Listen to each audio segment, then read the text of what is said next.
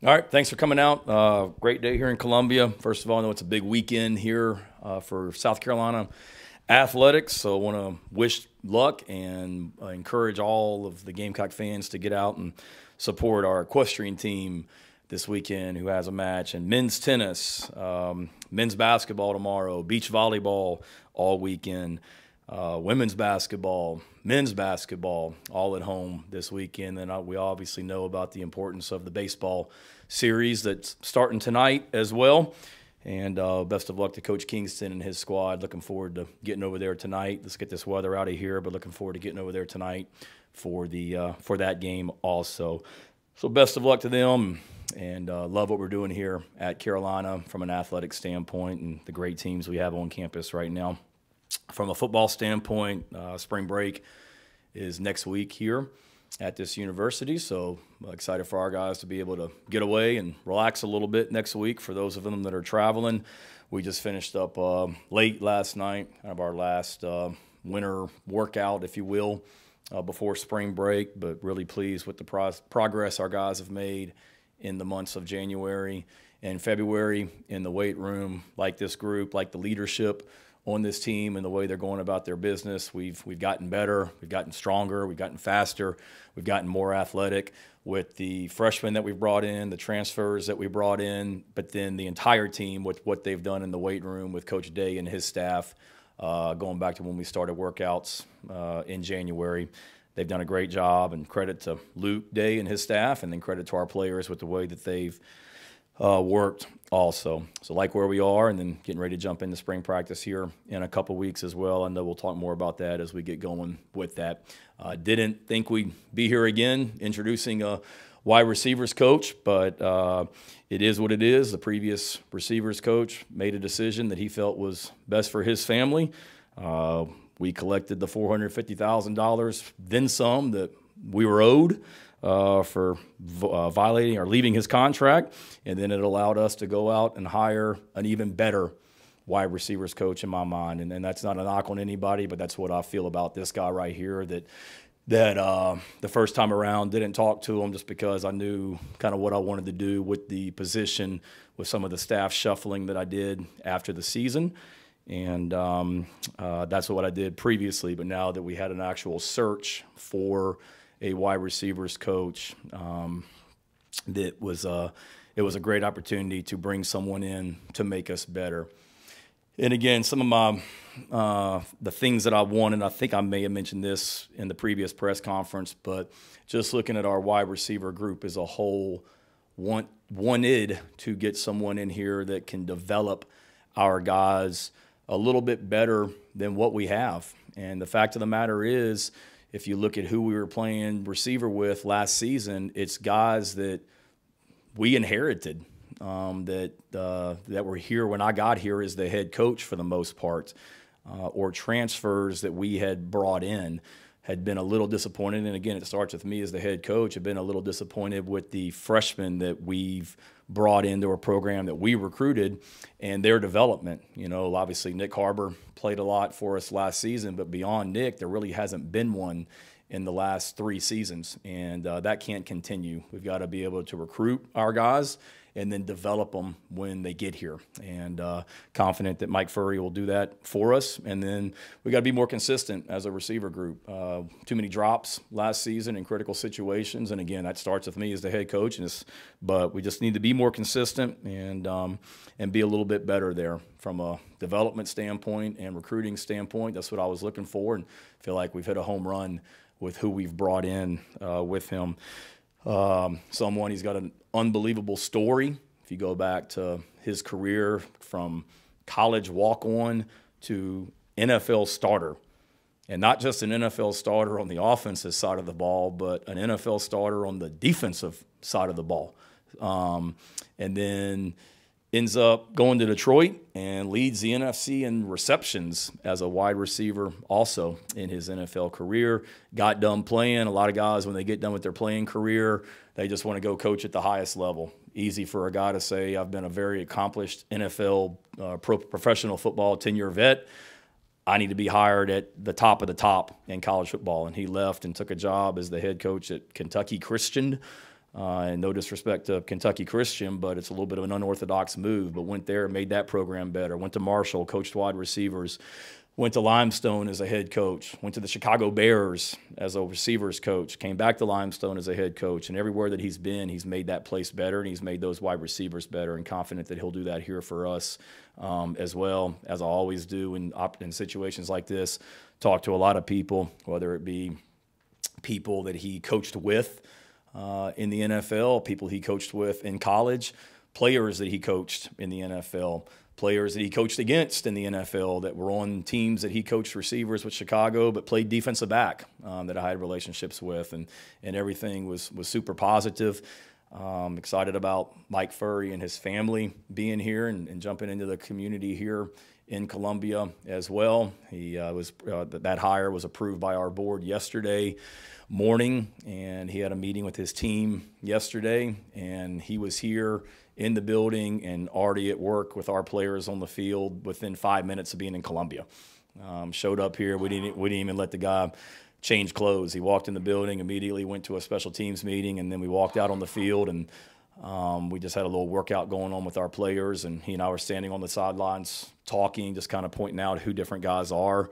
I walked over to the defensive field, told him just kind of make himself at home and get acclimated, and walked back about 10 minutes later, and he's already out there in street clothes out on the field working with our receivers. So I feel confident in saying that he's been here 24 hours, and he's made our group better already. Going to be a great recruiter for us, great addition to our program, and couldn't be more excited about Mike Furrey being our new wide receivers coach and his family being here also. So before we bring Mike up, any questions about anything? David? Just one kind of a big picture, Shane. The story just popped that apparently today leaders are expected to recommend finalizing helmet communications between coach and players on the sideline. How do you feel about that? Probably won't be here for next year, but down the road, how do you like that idea? I think it will be here for this year. I think it's going to be immediate. That's just me talking. I haven't read the article, but I think it's certainly trending in that direction. I'm mixed. I think there's a lot of things that people think this will eliminate. Sign stealing, signal stealing. I don't think that's going to happen. I think it's not as slam dunk. Okay, that's what's going to happen. I think it's good in a lot of ways. It was something, David. We had a SEC head coaches meeting in Birmingham 2 weeks ago, and we spent a lot of time talking about as head coaches, and certainly there were some mixed opinions in that room, some that were in favor of it, some that weren't in favor of it. Offensive coaches that were, offensive coaches that weren't, defensive coaches that were, defensive coaches that weren't. So a lot of viewpoints and a lot of opinions, and we made the decision to be unified coming out of that meeting as SEC head coaches, but it'll be something that we're all going to have to learn how to use. Mike's obviously been in the NFL where they did it, and Dow's been in the NFL where he did it, and so we've got some guys that we can lean on certainly from that standpoint. But it'll be fascinating. Hopefully, it'll be something that we'll be able to utilize some in spring practice and preseason camp to get used to. What can you share about last night's workout and what you guys had the team going through, and did you participate? Participating in that, I was there. Participating like I did at Fort Jackson, where I was actually active in it. Other than running from station to station. And I would say I was a 30% participant last night. Was there for all of it and active. But it was similar to something we did 2 years ago, Hale. I don't want to steal Justin King's thunder and those guys or some of the stuff that they'll put out on social media, but just what we call grit night around here. Kind of the culmination of the winter workouts, off-season conditioning before we break for spring break. We've always done something on that Thursday night before spring practice or before spring break begins. Year one, we did something over in the stadium. Year two, we went off campus. Year three, we utilized the area back here behind the facility before the that's out in the woods essentially, and the stadium. And then this year we went off site again. So something really cool, just kind of trying to develop more and more team chemistry and being able to execute in tough environments, which is what playing on the road in the SEC entails. Coach, obviously your last couple coaching searches have been quick ones. Did you have a short list entering the offseason, and can you talk us through how these hires happened? Yeah, with Mike or with all of them in general? I guess starting with Mike, and then Coach Elliott was hired pretty quickly as well. Yeah, I'd say somewhat of a short list. I think you hear every athletic director talk about if they ever have a head coaching opening in a sport, that they have a short list, if you will. There's certainly guys in my mind or in my office that I have a lot of respect for as receiver coaches or tight ends coaches or running back coaches or defensive backs coaches, that the first time I have an opening, I'm going to look at that list to see if any of those guys fit what we need at that time. Whenever you have an opening, you're immediately going to have a ton of coaches and a ton of agents that start calling your phone. And, February is a dead period, as you know, in college football. So recruiting-wise, there's no one that can visit campus, and then your players are off on the weekends. So at least the month of February allows coaches to have a little bit of a, I don't want to say breather because you're still working remotely, but I was in the Bahamas last Saturday when the Coley news broke. So I was sitting on the beach, and I feel like 100 agents and coaches that are hitting me up and texting me and things like that, which wasn't the ideal scenario as well, but that's part of it. But to answer your question, Mike was somebody that certainly I had thought of. There were certainly some Power 5 wide receiver coaches, sitting Power 5 wide receiver coaches that were interested in the position that reached out to me. But I think in all those situations, whether it be receivers or Sean Elliott or Joe D. Camillus, you may have a list, but it's in each particular instance, who is the best fit for what you need at that moment. And I felt like in February of 2024, now March of 2024, that Mike Furrey was the best fit for us from a wide receiver standpoint as well. And that's in, when you talk to Dow, he's got to be on board with it because the quarterback's coach, offensive coordinator is going to work closely with the receiver coach, and so they had to have a good working relationship. And Dow, just like I did, reached out to a lot of people that he knew that had worked with Mike, and it was all positive. And had some phone conversations with some people, but no one. I had a chance to get to know him a little bit last year. He brought his son to our football camp here in Columbia, and we spent some time talking in Williams-Brice Stadium while his son was going through camp, and then some time in my office after camp. And as a head coach to another head coach, he was someone I knew what he had done as a player, and had some people that I knew that had worked with him at Marshall as well that spoke highly of him. But talking with him person to person last year, I just remember walking away from that day in June thinking there's something different about this guy, and certainly was somebody that I felt like I'd want to have on our staff here in Columbia at some point. And then he came down here last week, and we met with him and interviewed with him, and he was awesome. And walked out of there, and Dow called me that night. He's like, "What do you think?" I'm like, I don't see the point in talking to anybody else. I mean, nobody's going to be better than what he just was. And then some of our players that knew him from recruiting, I'm still mad at him. He tried to recruit Mazio Bennett to come to Limestone to play, but as a competitor, that tells you, if y'all ask about recruiting, that tells you all you need to know about him as a recruiter is he told Mazio that the best person to develop him as a wide receiver was him in Limestone, which I respect that, and as well. So Mazio saw him in the building the other day, and Mazio and some of the other receivers hit me up about, man, he's awesome. Got to know him in recruiting. Some of my buddies from college play at Limestone. They love him, and everything just kept coming back to Mike. Shane, obviously this isn't limited just to you guys. This has happened at other places with coaches leaving. Sometimes you have 3 coaches in a span of 2 months, unfortunately. What has been the vibes? I know you talked about Mazio Bennett and some of the wide receivers, but what's been the message to those guys to get through this period of time and just being able to continue to stay focused? And any maybe receivers, I know it's a dead period, but from a recruiting standpoint, if any, were to start to reach out over the next couple of weeks? Yeah. No, great question, Mike. Certainly it's not ideal, but again, like I told the team yesterday, if somebody decides that this isn't the place they want to be, then great, wish them well and let them move on. And that's what we did with with James. Was he felt like he had a better situation for him and his family in Athens. Had a daughter in high school who was more familiar with Athens, Georgia than she was Columbia, South Carolina, and was easier to move back from College Station and whatnot as well. So wish them well. And then, like I told our players, it's my job to now go try and find someone that is even better than the one that just left. No different than if someone at a college leaves to transfer somewhere else. You get the opportunity to hopefully replace them with a better player and fit in the locker room. And that's my job, is not to sit around and worry about somebody that doesn't want to be here. Let's figure out who does want to be here. That was my message to the receivers that I met with, because we had a week where we didn't have a receivers coach, or quite almost a week. And just reaching out to those guys on FaceTime, text, phone call, their parents last week, just to assure them that, nothing's changed, everything's good, that their offer is still good, that I'm going to hire a fantastic receivers coach for them and can't wait for you to get to know them. That's what I told recruits. Same thing that I told our current players, current receivers. Same thing, that it's my job as the head coach to get people here that can make you better and want to pour into you as human beings and make you a better player. And that's what I'm going to do right now.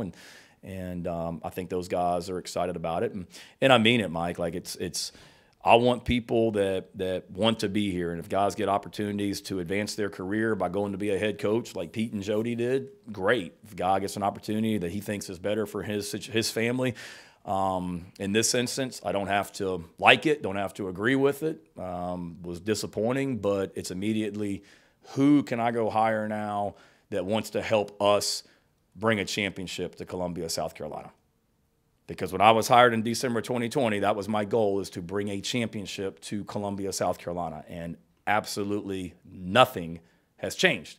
And I want to do that for our players. I want to do that for our coaches. I want to do that for our amazing fans, the greatest fans in America, because there's no reason why we can't. And if a guy doesn't want to be here and do that with us, then get the heck out of here. And let me go bring somebody in here that wants to fight his butt off and compete his butt off and go bring a championship to Columbia, South Carolina, because we can and we are. And that's my job, and that's what I'm working hard to do each and every day. And that's the goal with every single hire that we have. And that's my message to our players and recruits when we do have an opening. These are the kind of guys that I want to bring in, guys that can help us do that, guys that want to do that, and guys that want to be here and not just win a championship, but want to win a championship here at South Carolina. Hey, Shane, obviously the carousel works both ways, but a week ago when you were in the Bahamas, did you have any heads up that this might be coming? Does the head coach have to reach out to you for permission? Does the guy have to say, hey, I'm interviewing? What is that process like? You don't have to. I think Mike would know, he's been in the NFL. I think in the NFL, teams have to put in like permission slips and permission requests and things like that. There's none of that. The only permission request would be making sure that they know that there's a buyout, that they're going to have to pay, whether it be for the most recent change or anyone that left as well. But no, it was certainly when I saw that Georgia had an opening for a receiver's position, I thought that, they may reach out just because he had been there before and whatnot. Would that news break Saturday morning, I think. Thursday had an inkling that it was a pretty good possibility that something might happen. Kirby and I did talk. I think he was in Hawaii on a coach's trip. So we were both in tropical locations. I'm sure he didn't want to be trying to hire coaches because he had to hire, I think, 4 this offseason, 5, something like that. So he'd been dealing with hiring coaches and was in Hawaii dealing with a 5-hour time change, and it was difficult for him. But Kirby and I talked. Kirby texted me Friday. We talked Saturday, I think, Kirby and I did. And then James and I had a couple conversations on Thursday, Friday, Saturday. So it was, both sides tried to handle things the right way, I think.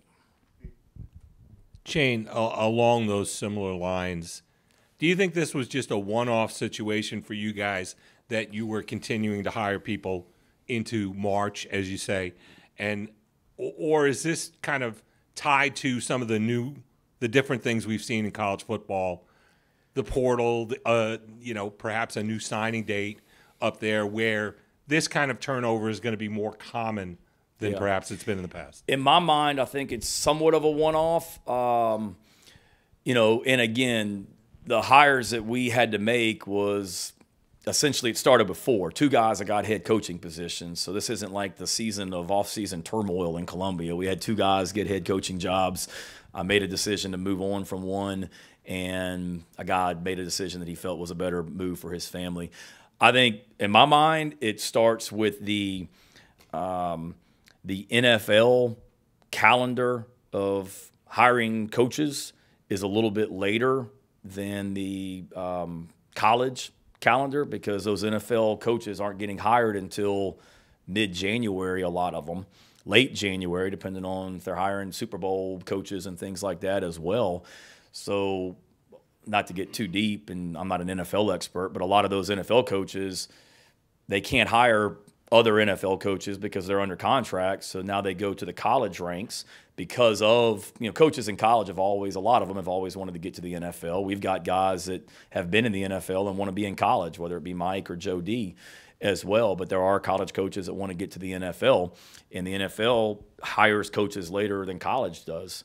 So therefore, Georgia had an opening for a wide receivers position because the Tampa Bay Bucks hired BMAC. And now Georgia's looking to hire coaches, and they're interviewing people. And I think they interviewed a bunch of guys for the position and settled on the receiver coach that was here. But I just think it's a lot of the calendar. I was on, knock on wood, I pray this doesn't happen again, but last year we were on spring break, and my wife and I were driving to the airport to go on a spring break trip last year. So this would have been the first week of March, this week that's coming up. And I had an NFL team call me wanting to interview one of our coaches. And this was in March last year. And he didn't, and he stayed. But I think it's just kind of the calendar. I complain to NFL GMs all the time, can y'all hire coaches quicker, because it affects the college coaches as well. And it's not just me. Like I said, Kirby lost a coach to the NFL, and I know Florida lost 2 defensive coaches to the NFL after the 2022 season late as well. I just think it's one of it, and you always got to be – you can't spend when – timing becomes a little bit of more critical, because now you're getting closer to spring practice, and the last thing that I wanted to do was hire a receivers coach, and then the whole team comes back and we get ready to start spring practice, and it's like, surprise, here's the new receivers coach. I wanted to get somebody in here where he could get around the players yesterday, which he did, and whatnot. So you got to be ready. You got to have a plan. Going back to the question about a list or whatever it might be, and be ready to move and act on who you want to hire. All right. Well, excited for you guys to get to know our new wide receivers coach, Coach Mike Furrey. Coach. I appreciate it. I appreciate you guys coming here and taking your time out of your schedule to visit with us here today, as well as Coach Beamer, all the kind words and through this process, everything that we've been through over the last 48, 72 hours. It's been a pretty cool ride, to be honest with you. But there's some folks that I need to thank real quickly before we get started.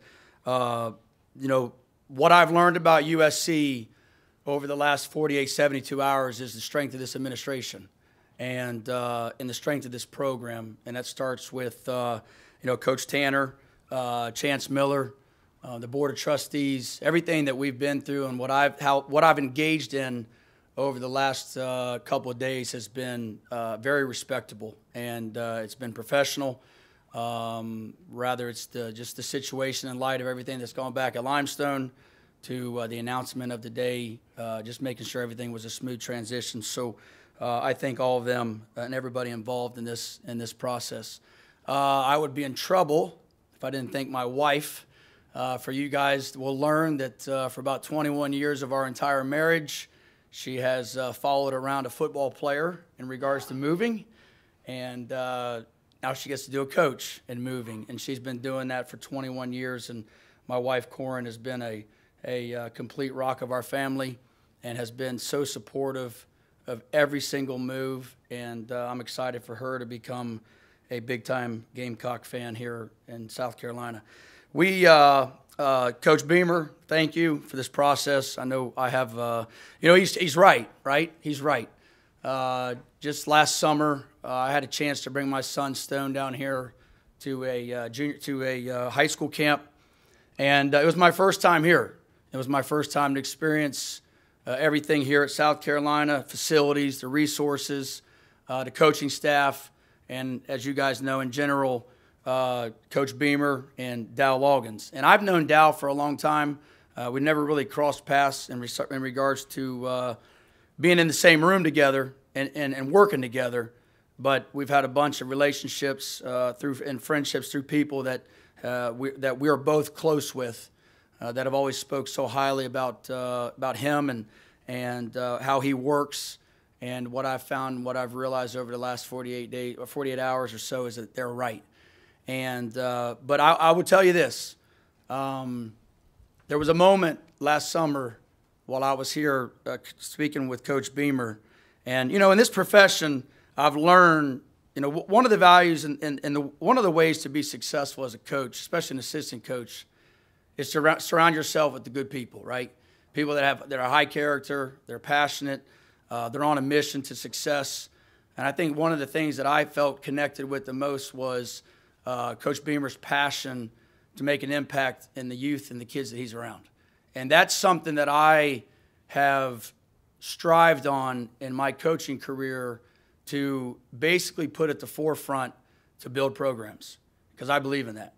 And I was highly, I just, from that moment when I left, I had so much respect for him and became a Gamecock fan, and was hoping that, obviously he would be successful and followed the Gamecocks a little bit more than normal.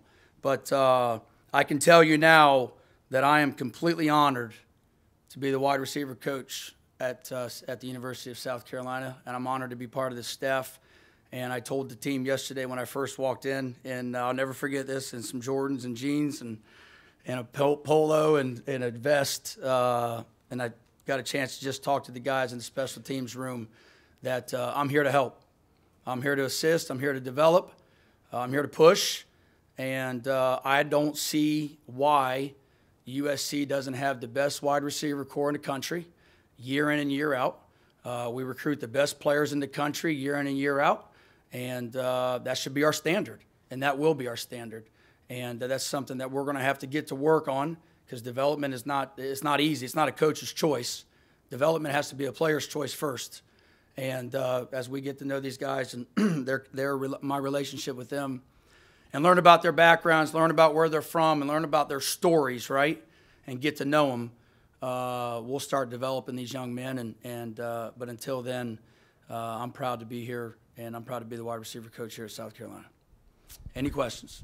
Raise your hand. We'll get the microphone to you, and go ahead and introduce yourself so Coach gets to know face the name. How you doing, Mike? David Cloninger with the Charleston Post and Courier. Welcome to Columbia. I appreciate it. Thank you. A couple for you. One, will you cross-train your receivers to also play safety, just in case? There'll be a borderline. I do think there's a lot of tangibles. If a young man wants to get to the next level, they do have to learn some of those defensive qualities to play special teams. And so I do think that those are things that you do talk about, your tackling and things like that. But we'll stick to just coaching wideouts, just teaching them how to become great wide receivers first, before we talk about becoming a play both ways. And two, with recruiting, I mean, obviously you've done it as a head coach at Limestone. So is it really that much of a switch for you to come into this position and, I guess, focus more on the position instead of recruiting the whole team? Yeah, it becomes a lot easier, right, in regards to now my focal point is to make sure that my room is the standard that we set.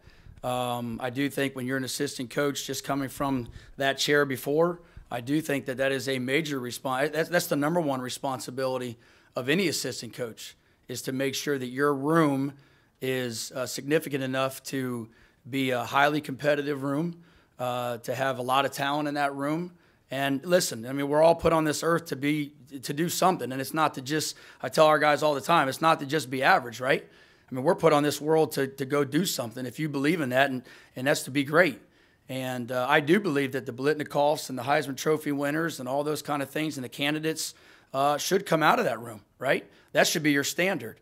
But it will make it a lot easier just focusing on 13, 14 guys instead of the joy that I've had over the last 2 years of 205 guys. So it'll be it'll shorten down that time just a little bit. Hey, Coach, I'm Hale McGranahan with the Big Spur 24/7. I was just curious with what Coach Beamer was saying about Mazio. What do you recall about getting to know him, I guess, in the recruiting process? You can call Mazio's dad, and he'll tell you about that one. But, I believe that I believe there's two type of athletes, okay? I believe that there are athletes who want to just enjoy the ride, right? And they want to say they went somewhere and they want to use it as leverage for the rest of their lives, and it's great. That's a great avenue, right? That's awesome. There's a lot. I mean, that's a lot of kids that have to take that avenue, and then there are kids that want to get to the next level. They truly want to get to the National Football League, and I believe that there's one thing that not only allows you the opportunity to get to the National Football League, but the National Football League, what you really need to know is how to stay. And I think that all comes through development while they're in college and before they get there. I think there's a lot of development in talking about OTAs. I think there's a lot of development talking about the mindset of mini camps, of all-season workouts, of what it's like to be in a meeting room when everybody else is trying to take your job. Like, there's a lot of stuff to me that has to be involved in that and development. And listen, I've been fortunate. I've been very blessed. I've seen a lot of gold jackets practice. I've seen a lot of gold jackets take notes and do walkthroughs. And I've seen their personality and I've seen their mindset, right? And I think that's part of what I think is one of the biggest traits that you have to do is you have to be able to develop people to get to that point. And, I feel pretty comfortable that I have enough knowledge and wisdom that I've been fortunate enough to have to develop young men to get to that point. Now, am I going to take you to the National Football League? No, that's between you and the man upstairs, to be honest with you. But if you want to be developed, you want to learn how to catch, you want to learn how to get off the line of scrimmage, you want to learn how to develop your stems, your transition in and outs, if you want to learn about how to run to the catch point, why you do this, why you study, why you learn. I mean, you got to be taught that stuff. And I feel comfortable doing that. So, yeah, if you're a high talented athlete, I think you have a chance to get to the National Football League. Absolutely. I'll try to recruit you because I feel confident enough that I can advocate those skill sets to give you a chance. And I think that starts by building that relationship and respect and trust immediately because of what I've been able to do and how I can remove that and make it about the player. And so yes, that was a great conversation with Mazio's dad and Mazio's family and everybody, a lot of other kids too in this state. I've been fortunate enough to be around here a long time, which is a testimony over the last 24 hours with all the high school coaches that have reached out and said congrats. So they're excited because they know what we've done and they know the relationships that we built, and it's been pretty sweet. Hey, Mike Uva, Gamecock Central. Since yesterday's announcement, there's been a lot of players, parents that have reached out, and we've heard from some of them, and the first thing they mention about you is just energy. What can fans, what can players expect a Mike Furrey wide receiver room to look like? Well, I think it's there's three things that I've built myself, and I think it's what's called a method, and I've carried this with me my whole entire life. And the first thing of that method, to me, if you can create the method, that creates success, right? And I think the first thing that it's guaranteed is effort. I think when you go out there and you watch us run around, it's not going to be shy of effort. It's not going to be shy of exhausting ourselves for a better purpose, and that's our team. And we'll practice like that. We'll play like that. We'll run routes like that. There will always be a purpose, but it's going to be a maximum effort that's going to be behind that. And that's in everything that we do. Again, going back to the question about development, some of the greatest ones I've ever been around, they give max effort in walkthroughs. Right now, I know the tone of things, and I know how you slow stuff down, and I know how to go crazy on things. But when you have maximum effort, when you give effort, that means it's important, right? That you're telling somebody it's important to you, and so you're trying to make sure that you can maximize that. And so I'll talk to our guys all the time about giving 110%, right? More than the normal. Become rare, right? And then goal-oriented, okay? And I call that level up. We'll talk about leveling up every day. I talk to our guys about just making sure that we have goals that we want to reach. Goals for now, goals for the team, individual goals, and how do we get there? And to me, when you become goal-oriented, well, then that's going to make sure you're locked in on your goal, which to me now becomes your discipline. Your discipline in your route running, your discipline in your studies, your discipline in your academics, your discipline anytime that whatever it is, anytime that we take the field. And again, I think through all those things, what evolves then is a great teammate. And I think when you become a great teammate, then you become a great group. And when you become a great group, now you become pretty lethal. And I think all those things hit really well. They're very self-explanatory. They're easy to manage every single day. But I just don't think you live any different. And I think if you do live any different, then I think you're wasting what the good Lord's blessed you with.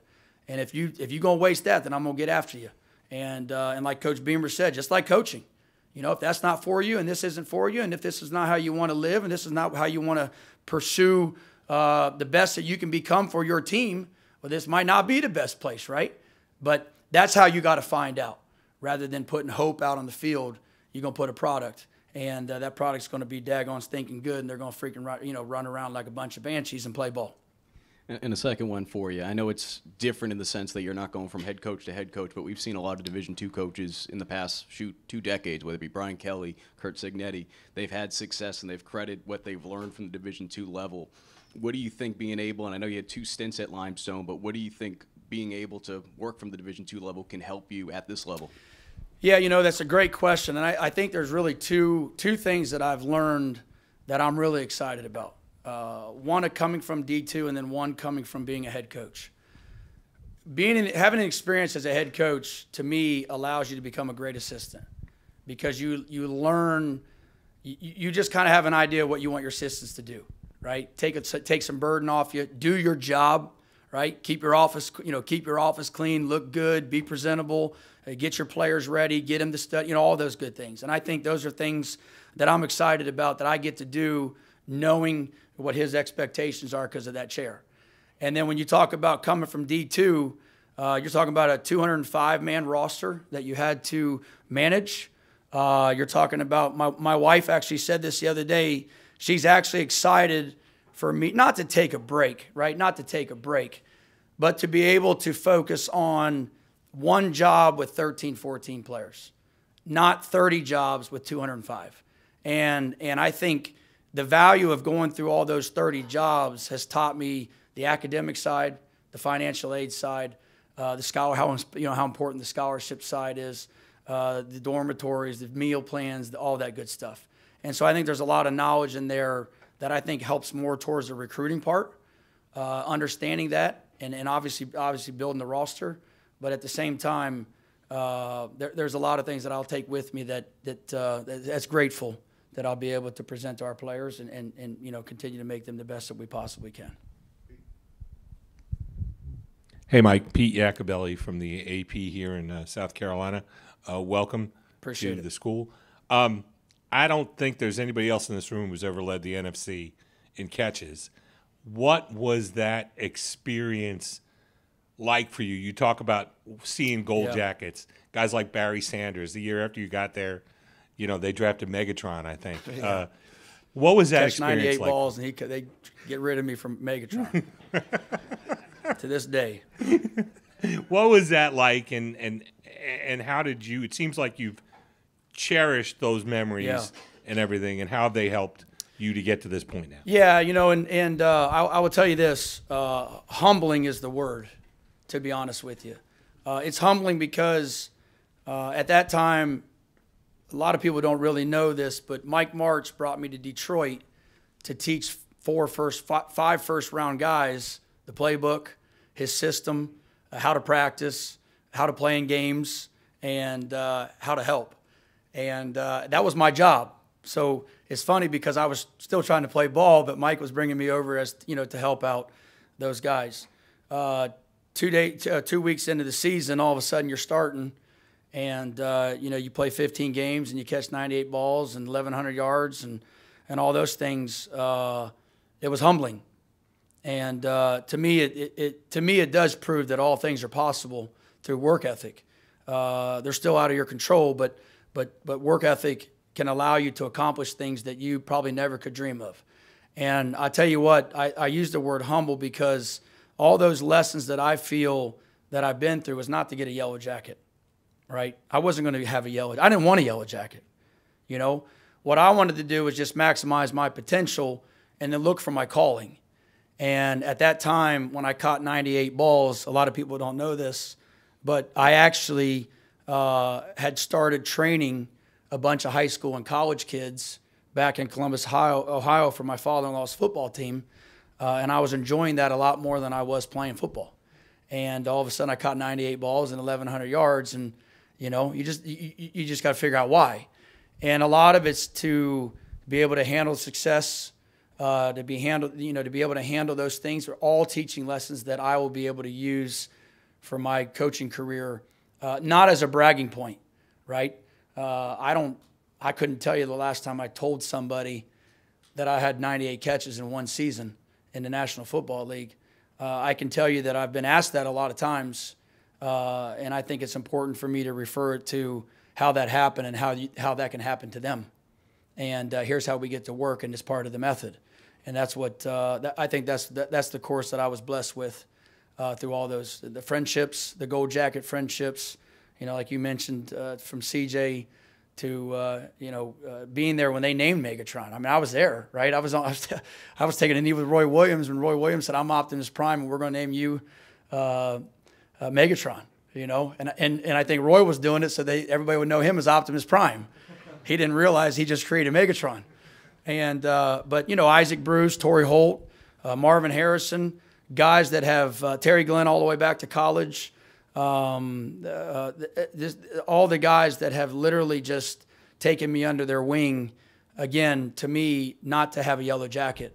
But to be honest with you, for me to be able to walk into the University of South Carolina and have a report or or the knowledge and the wisdom to be able to take what I've learned and give it to them.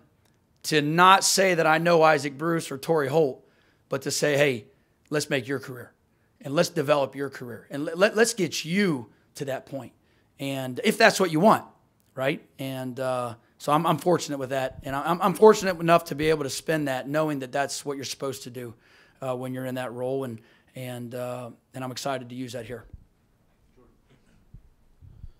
Hey, Coach, Jordan Kay with the State Newspaper here in Columbia. Welcome. Appreciate it. A lot of like former players, and you've talked about development so much. I think a big part of that is just making the game of football more simple for guys who are coming in to college. How do you do that? Pros, right? Yeah. How do you do that, and how do you do that successfully? Yeah, I think it's all presentation. I think it's all about presentation. I think you can give too much information instead of just the simplicity of what you want to get done. You could sit here all day and talk about the little things that you need to fix when really there's only a couple big things you need to master, right? And so, but I think it's all. I literally think the entire thing is about presentation. It's getting to know your players, about how they learn. It's getting to know if they're a board guy or if they're a grass guy. It goes all the way back to just learning about where they're coming from, right? Their household, the way they were raised, the everything about them has everything to me of how they learn, and how you can get them to open up, how you can get them to recall, right? And we'll start that when we come back from spring break. But I think that's the entire thing is presentation, and it's not just being a dictator of this is what we want and get it done and that's it. If not, you're out. Well, you'll never develop the young man, right? You'll never develop him if you don't give him a chance, or if you don't maximize the way to teach him in different ways, whatever those are. You have to find those out, and we'll start doing that here after.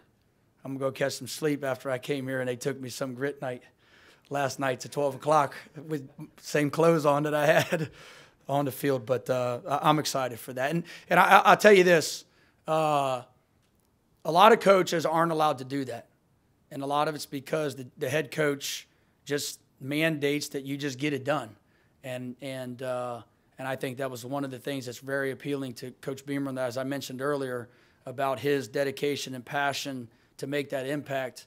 That goes along with it. You got to be able to have the freedom to build those relationships. You got to be able to have the freedom to have the time, right, to develop, and the awareness that you got to develop. And again, like I said, that's college and pros, because it's such a now world that we live in that So I'm fortunate enough to do that, and we'll start when we get back. Thank you. Hey, Mike, Phil Kornblut, Sports Talk Media Network. How you doing? So you coached at Kentucky Christian in Limestone with limited resources, limited revenues, and now you're stepping into this place. You're stepping into the SEC.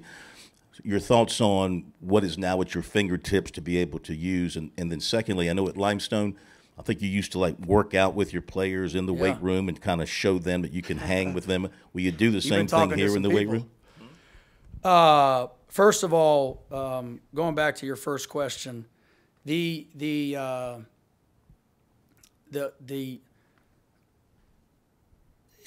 hard to explain about your relationships with kids, right? And I think, first of all, in regards to resources, I think that when you dig into a young man and you truly, truly, truly get that young man to understand that you care about his success, I think that's where the resources go away. And I truly believe that when you have that relationship with those young men, the only thing that matters is what's inside that 4-inch line and what you need to do to prepare to get in it. And now, is it nice? Yes. Is it nice to have the team room? Yes. Is it nice to have a facility, locker room, everything that USC provides here? Absolutely. It's phenomenal. It's the best in the country, right?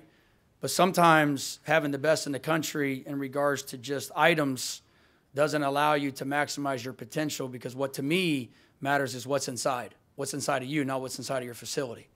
And so there's a lot of things that we have to use to get to that point. But when you talk about recovery, when you talk about the nutrition, when you talk about the things that will allow a kid to be able to respond faster after practices and things like that, yeah, that's you don't get that at those levels. I think it's important to work out with the guys. Now, you're not going to see me out there with cleats. You're not going to see me out there doing anything just to draw attention to what I've done. But I do think it's I always say all the time, and I was just telling Coach Elliott this morning, we were talking, because I think Coach Elliott and I hit it off really. I think we're kind of from the same mold a little bit. Now, he got a little bit more anger in there a little bit than I do. I think I've learned to control mine just a little bit. But we were talking about that just a little bit ago. But when I was talking to Coach Elliott, it's hard to ask your players to do something that you haven't done. And I'm really, really big on that. Rather it's like last night we went to Grit, running with the guys from station to station, right? You're creating a relationship where you're not making yourself bigger than the team. You're not making yourself bigger than the player. Just because you're the coach, or I'm the coach and you're the player, doesn't mean that my role is bigger than yours. My role is just to help you. Like, we all need to be on the same page, right? And but I do think that there's some camaraderie that can be made between the two of you when you are doing something with them. And I think it creates dialogue. I think it creates, again, just a stronger relationship and respect. And so as long as I am allowed to do that per the NCAA and Coach Beamer, I'll do that as much as I can to stay involved in our kids, to continue to show them that I am here for them and that I'm not going to ask them to do something that I haven't done or that I wouldn't do.